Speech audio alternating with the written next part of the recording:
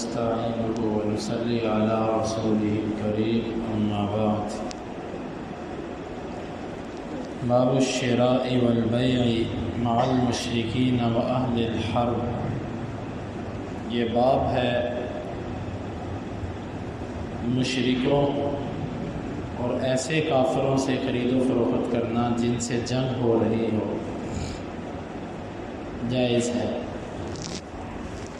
امام بخاری فرماتے ہیں ہمیں بیان کیا ابو نوان نے، وہ کہتے ہیں ہمیں بیان کیا معتمر بن سلیمان نے اپنے باپ سے، وہ ابو عثمان سے، وہ عبد الرحمن بن ابی بکر رضی اللہ عنہما سے، وہ کہتے ہیں کہ کننا مع النبی صلی اللہ علیہ وسلم، ہم نبی صلی اللہ علیہ وسلم کے پاس تھے۔ ثم جاء رجل مشرک مشعان طویل بغنم، پھر آپ کے پاس ایک مشرک آیا جو کہ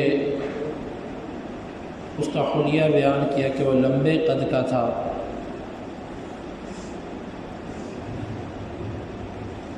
بکری لے کر آیا، اس کو وہ چلا رہا تھا، تو نبی صلی اللہ علیہ وسلم نے کہا ابیعا ام عطیۃ، اسے بیچو گے یا تحفہ دو گے، او قال ام ہبۃ، یا ہبہ کا لفظ بولا، قال اللہ، اس نے کہا نہیں، بل بیع، بلکہ فروخت کروں گا، فاشترى منہ شاۃ، آپ نے اس سے بکری کو خرید لیا۔ اس بات کا مقصد یہ ہے کہ مشرک اور ایسا کافر کہ جس سے جنگ جاری ہے، اس کو حربی کافر کہتے ہیں، کہ جس سے حرب جنگ ہو رہی ہے، اس سے خرید و فروخت ہو سکتی ہے کہ نہیں ہو سکتی۔ آج کے دور میں بھی بعض لوگ یہ کہتے ہیں کہ کافروں سے خرید و فروخت نہ کریں، ان سے خرید و فروخت نہیں کرنی چاہیے۔ جہاں تک حدیث کا مسئلہ ہے تو حدیث کے اندر جواز موجود ہے کہ خرید و فروخت ہو سکتی ہے، لیکن ابن حجر رحمہ اللہ نے ابن بطال رحمہ اللہ کا قول نقل کیا ہے فتح الباری میں، وہ کہتے ہیں کہ کافروں سے، مشرکوں سے ایسی چیز کی خرید و فروخت کرنا کہ جس سے وہ اسلام کو نقصان پہنچا سکیں، یہ درست نہیں ہے۔ مثلا مسلمانوں سے ایسی چیز خریدتے ہیں جس سے وہ مسلمانوں کو ہی نقصان پہنچائیں گے، یا مسلمانوں کو ایسی چیز بیچتے ہیں کہ جس کی آمدنی سے وہ مسلمانوں کو نقصان پہنچائیں گے، یہ صورت جائز نہیں ہے۔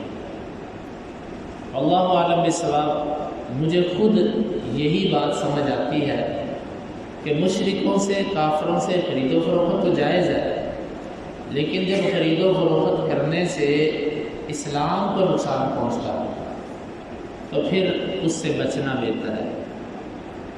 دوسری صورت یہ ہے کہ ایک ہے کافر اور ایک ہے مسلمان، ایک کافر کی بنی ہوئی چیز ہے اور ایک مسلمان کی بنی ہوئی چیز ہے، دو چیزیں مارکیٹ میں موجود ہیں، آپ مسلمان کی چیز کو چھوڑ کر کافر کی چیز کو خریدتے ہیں، یہ مجھے درست نہیں لگتا کہ آپ کافروں کی معیشت کو مضبوط کر رہے ہیں۔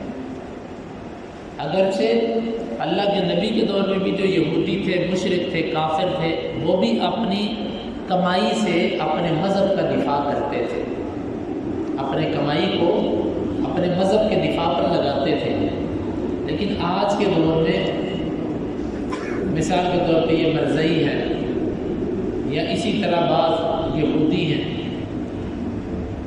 ان کا مرزئیوں کے بارے میں مجھے پتہ، ان کا خاص بجٹ ہے کہ انہوں نے اپنی آمدنی میں سے ہر بنائی ہوئی چیز میں سے انہوں نے مخصوص حصہ اپنے کفر خانے کے اندر جمع کروانا ہے، اور وہ پیسے وہ اسلام کے خلاف اور مرزے کی نبوت کو ثابت کرنے کے لیے وہ خرچ کرتے ہیں۔ جواز اور عدم جواز اپنی جگہ، لیکن اس پر امام ابن حجر اور ابن بطال نے بھی یہ لکھا ہے کہ جب مسلمانوں کو اس سے ضرر پہنچتا ہو تو ایسا نہیں کرنا چاہیے۔ تو میں یہ سمجھتا ہوں کہ اسی طرح مرضیوں کی مصنوعات اس کا اگر معاشرے کے اندر بائیکاٹ ہو چکا ہو، ایک تاجر برادری ہے، انہوں نے مل کر ایک چیز کا بائیکاٹ کر دیا کہ یہ مرضیوں کی چیز ہے، ہم اس کو نہیں لیتے، اس صورت میں اس اتحاد کو توڑنا مناسب نہیں ہے۔ وہاں پر ان کے ساتھ مل جانا چاہیے کہ ٹھیک ہے ہم بھی ان کی مصنوعات کو استعمال نہیں کریں گے۔ اور یہ اسی صورت کے اندر ہے کہ جب ایک عیسائی ہے، ایک غیر مسلم ہے، اس کو اپنا پیٹ پالنے سے غرض ہے، وہ اپنی روزی کماتا ہے، کھاتا ہے، پیتا ہے، لیکن ایک مشنری قسم کا آدمی ہے جس کا ایک پورا مشن ہے تجارت میں کہ میں کاروبار اس لیے زیادہ کروں کہ اپنے کاروبار میں سے اتنا حصہ اپنے مذہب پر لگاؤں گا، اپنے دین پر لگاؤں گا، اسلام کے خلاف خرچ کروں گا۔ ایسے بندے سے حق الوسع تجارت نہیں کرنی چاہیے۔ امام بخاری رحمہ اللہ نے تو اس مسئلے کو ثابت کیا ہے کہ جائز ہے، لیکن میں نے واضح کر دیا کہ امام بخاری رحمہ اللہ کی مراد مطلق نہیں ہے، ان صورتوں میں جائز ہے کہ جن صورتوں میں اسلام کو نقصان نہ پہنچتا ہو یا اس کی کمائی اور آمدنی اسلام کے خلاف استعمال نہ ہوتی ہے، پھر جائز ہے۔ اگر استعمال ہوتی ہے اسلام کے خلاف پھر اس کو چھوڑ دیں، اس کے بدلے میں اس کے مقابلے میں کسی مسلمان کی جو بنائی ہوئی چیز ہے اگرچہ وہ معیار میں کچھ ہلکی ہی ہو اس کو استعمال کیا جائے۔ امام بخاری رحمہ اللہ جو حدیث لے کر آئے کہ ایک مشرک آیا، اس کے پاس بکری تھی، آپ نے فرمایا کہ اسے بیچو گے یا تحفہ کرو گے؟ تو اس سے کہا کہ اللہ کے رسول میں اس بکری کو بیچوں گا، میں آپ کو تحفہ نہیں دوں گا۔ آپ نے اس سے قیمتاً بکری خریدی۔ دوسری بات یہ بھی اس سے معلوم ہوئی کہ مشرک آدمی، کافر آدمی، اس کی ملکیت میں جو چیز ہو وہ اسی کی ملکیت سمجھی جائے گی۔ بعض لوگوں کا یہ ذہن ہے کہ کافروں کا مال لوٹنا، کھانا، یہ سب کچھ جائز ہے کیونکہ وہ کافر ہے، کافر کو قتل بھی کر سکتے ہو، کافر کی چیزیں چھین بھی سکتے ہو، اس پر قبضہ بھی کر سکتے ہو۔ یہ سوچ اسلامی سوچ نہیں ہے۔ کافر کی جو ملکیت ہے اگرچہ اس نے جیسے بھی حاصل کی ہو، آپ اس کو ناجائز طریقے سے چھین نہیں سکتے، کافر کی ملکیت تسلیم کی جائے گی۔ امام بخاری رحمہ اللہ نے اگلے باب کے اندر ایسی احادیث ذکر کی ہیں جس میں کافر کی ملکیت کو ثابت کیا۔ باب شراء المملوک من الحربی وہبتہ وعتقہ، حربی کافر سے غلام خریدنا اور اس کا تحفہ اور اسی طرح اس غلام کو آزاد کروانے کے بارے میں یہ باب ہے۔ وقال النبی صلی اللہ علیہ وسلم لسلمان کاتب وکان حرا فظلموہ وباعوہ، آپ نے سلمان فارسی سے کہا تھا کہ اپنے مالک سے مکاتبت کرو، لکھت پڑھت کرو کہ اس کو کتنے پیسے دے کر تم آزاد ہوگے، اور سلمان فارسی آزاد تھا، انہوں نے اس پر ظلم کیا، اس کو بیچ دیا۔ سلمان فارسی رضی اللہ عنہ کی زندگی کا واقعہ بڑا لمبا ہے، مختصر یہ کہ ان کی عمر تقریباً جو کم از کم ان کی عمر کے بارے میں قول ہے وہ 250 سال کا ہے، ان کی عمر 250 سال ہے۔ یہ مجوسی کے بیٹے تھے، آتش پرست، اور ان کا باپ بڑا امیر آدمی تھا۔ یہ وہاں سے بھاگے، بھاگ کر انہوں نے عیسائیت قبول کی۔ ایک پادری کے پاس جب وہ مرا، پھر دوسرے کے پاس جب وہ مرا، پھر کرتے کراتے جب یہ آخری پادری کے پاس آئے، وہ بھی جب مرنے لگا تو انہوں نے اس سے کہا کہ مجھے کوئی وصیت کرو، میں کیا کروں، میں کہاں جاؤں، مجھے کوئی وصیت دو، آپ کے بعد کس پادری کے پاس جاؤں؟ اس نے کہا آپ کسی کے پاس نہ جاؤ، تم اس طرح کرو، یثرب چلے جاؤ، یثرب کے اندر ایک نبی آنے والا ہے، ہماری کتابوں میں جو لکھا ہے وہ یہ ہے کہ اس کا وقت قریب آ چکا ہے، جو نشانیاں ہمارے کتاب میں ہیں وہ پوری ہو چکی ہیں، اب تم یثرب چلے جاؤ۔ ان کو یثرب کا پتہ نہیں تھا، انہوں نے بنو کلب ایک قبیلہ تھا، اس کا قافلہ گزر رہا تھا، انہوں نے اس سے کہا کہ مجھ سے جو لینا لے لو، مجھے مدینے پہنچا دو، یثرب پہنچا دو۔ لیکن ان ظالموں نے یہ کیا کہ ان کو اپنے ساتھ پہلے تو بطور مسافر شریک کیا، لیکن راستے میں آ کر ایک یہودی کے ہاتھوں ان کو فروخت کر دیا کہ یہ ہمارا غلام ہے، تم اسے خریدو۔ تو وہ سلمان رضی اللہ عنہ پر ظلم کرتا، مارتا۔ سلمان رضی اللہ عنہ نبی صلی اللہ علیہ وسلم کے پاس آئے کھجوریں لے کر، پوچھا کہ سلمان یہ کیا ہے؟ کہنے لگا یہ صدقہ ہے۔ آپ نے فرمایا میں صدقہ نہیں کھاتا۔ صحابہ سے کہا تم کھاؤ۔ پھر اگلی دفعہ سلمان لے کر آئے کھجوریں، آپ نے پوچھا یہ کیا ہے؟ کہنے لگے یہ تحفہ ہے، ہدیہ ہے۔ آپ نے فرمایا لاؤ، آؤ سب مل کر کھاتے ہیں۔ سلمان رضی اللہ عنہ نے یہ نشانی پڑی ہوئی تھی کہ وہ نبی صدقہ قبول نہیں کرے گا، تحفہ قبول کرے گا۔ انہوں نے ایمان لے آئے آپ پر۔ پھر آپ نے سلمان سے کہا کہ اپنے مالک سے لکھت پڑھت کرو کہ کتنے پیسے لے کر وہ تمہیں آزاد کرے گا۔ تو یہ ہے حدیث کے اندر اشارہ، اگرچہ یہودی نے سلمان کو خریدا تھا، سلمان اصل میں غلام نہیں تھے، آزاد باپ کے آزاد بیٹے تھے، دھوکے سے ان کو بیچا گیا، لیکن اس کے باوجود آپ نے ان کے مالک کی ملکیت کو باقی رکھا۔ یہ نہیں کہا کہ تو نے غلط خریدا تھا، اب تجھے 1 روپیہ بھی نہیں دیں گے اور سلمان آزاد ہے، نہیں، آپ نے اس کو پیسے دیے اور پھر سلمان فارسی کو آزاد کروایا۔ امام بخاری کی یہاں پر مراد یہ ہے کہ اللہ کے نبی نے یہودی کی ملکیت کو ملکیت سمجھا، اس کو پیسے دے کر سلمان کو آزاد کروایا۔ یہ نہیں کہا کہ تو کافر ہے، تیری ملکیت کی حیثیت ہی کوئی نہیں، ہم نے اس کی ملکیت کو تسلیم کیا۔ وَصُبِيَ عَمَّارٌ وَصُہَيْبٌ وَبِلال، اور عمار، صہیب اور بلال کو بھی قید کیا گیا۔ عمار جو تھے نا، عمار یہ غلام نہیں تھے۔ ابن حجر رحمہ اللہ نے لکھا کہ عمار یہ غلام نہیں تھے، آزاد آدمی تھے۔ ہاں، ان کی جو شادی ہوئی تھی سمیہ سے وہ غلام تھی، وہ لونڈی تھی، تو ان سے عمار پیدا ہوئے تھے، عمار بن، ان سے یاسر پیدا ہوئے تھے، عمار پیدا ہوئے تھے، عمار بن یاسر۔ تو یہ غلام نہیں تھے، لیکن ان کی جو شادی ہوئی تھی وہ ہوئی تھی ایک لونڈی سے، جس کی بنا پر ان کے ساتھ غلاموں جیسا معاملہ کیا جاتا تھا۔ تو در حقیقت عمار جو تھے یہ غلام نہیں تھے۔ آگے ہے صہیب۔ صہیب ان کے نام کے ساتھ لگتا ہے صہیب رومی۔ رومی لگنے کی وجہ یہ ہے کہ یہ روم کے اندر چلے گئے تھے غلام بن کر، وہاں سے آئے، پھر ان کو آزاد کرایا گیا، ان کے نام کے ساتھ یہ نسبت لگ گئی صہیب رومی۔ حقیقت کے اندر یہ رومی نہیں تھے، یہ عربی تھے، عرب کے رہنے والے تھے،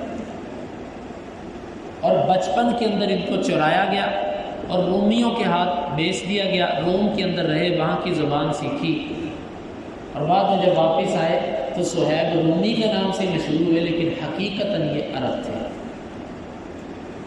اور تیسرا ہے بلال۔ بلال رضی اللہ عنہ غلام تھے امیہ کے، اور ایک روایت میں آتا ہے ابو جہل کے۔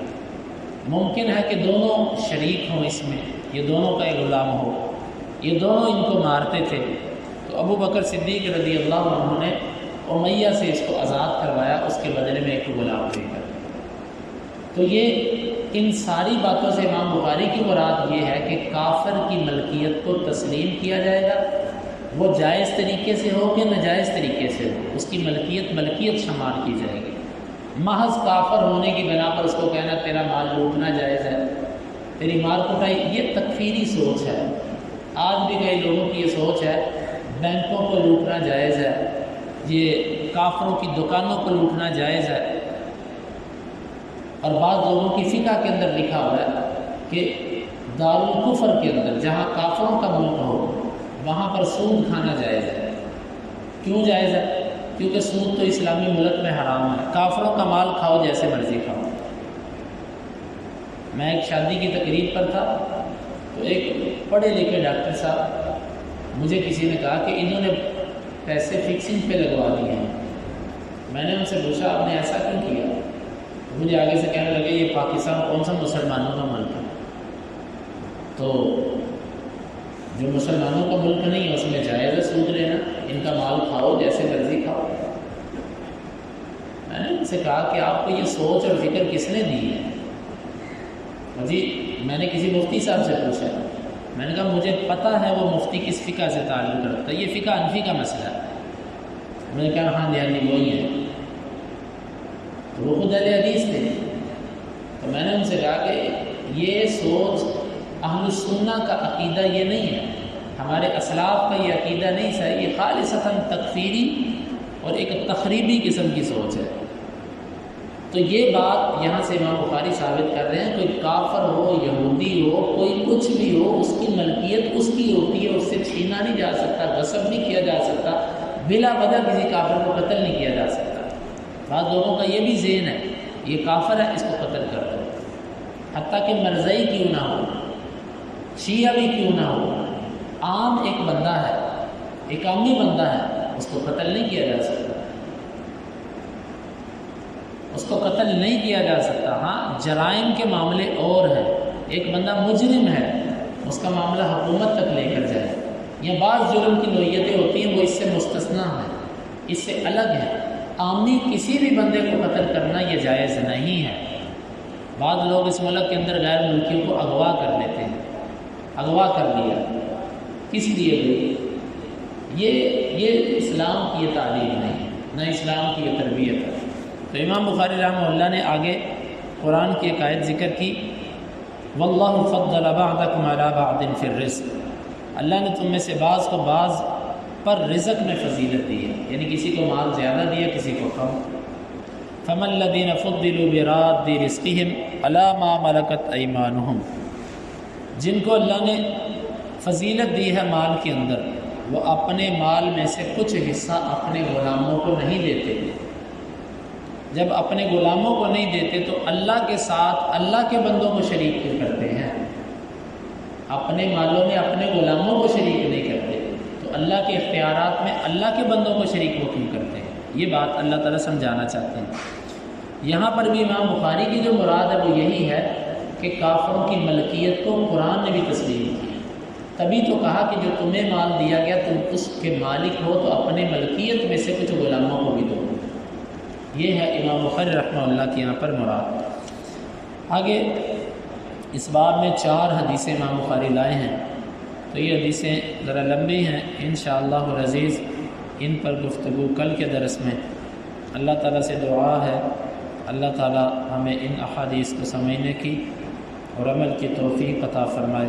اللہم انفعنا بما علمتنا وعلمنا ما ينفعنا وزدنا علما وآخر دعوانا ان الحمد للہ رب العالمین۔ حدیث نمبر 2216۔